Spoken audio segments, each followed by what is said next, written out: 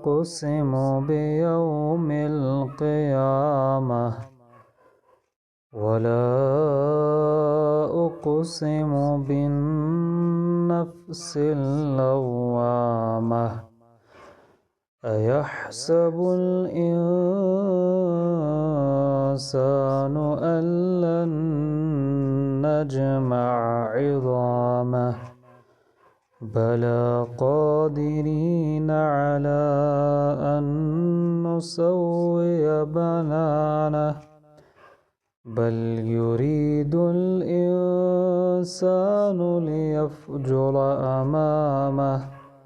يسأل أيان يوم القيامة فإذا برق البصر وخسف القمر وجمع الشمس والقمر يقول الإنسان يومئذ أين المفر كلا لا وزر إلى ربك يومئذ المستقر ينبأ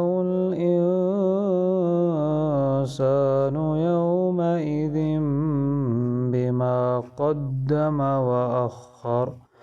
بل الإنسان على نفسه بصيرة ولو ألقى معاذيره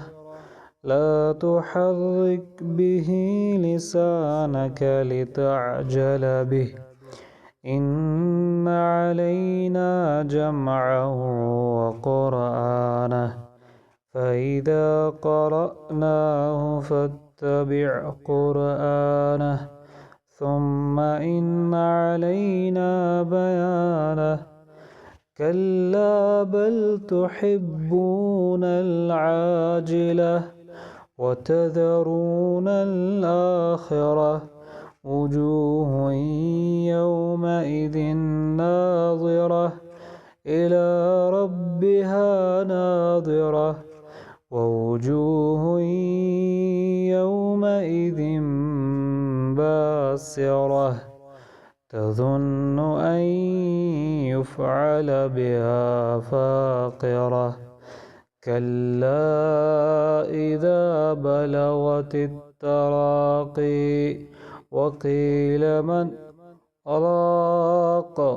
وظن أنه الفراق والتفت الساق بالساق إلى ربك يومئذ المساق فلا صدق ولا صلى ولكن كذب وتولى ثم ذهب إلى أهله يتمطى أولى لك فأولى ثم أولى لك فأولى أيحسب الإنسان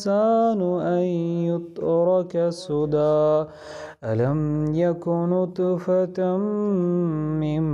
مني يمنى ثم كان علقة فخلق فسوى فجعل منه الزوجين الذكر والأنثى أليس ذلك بقادر على أن يحيي الموتى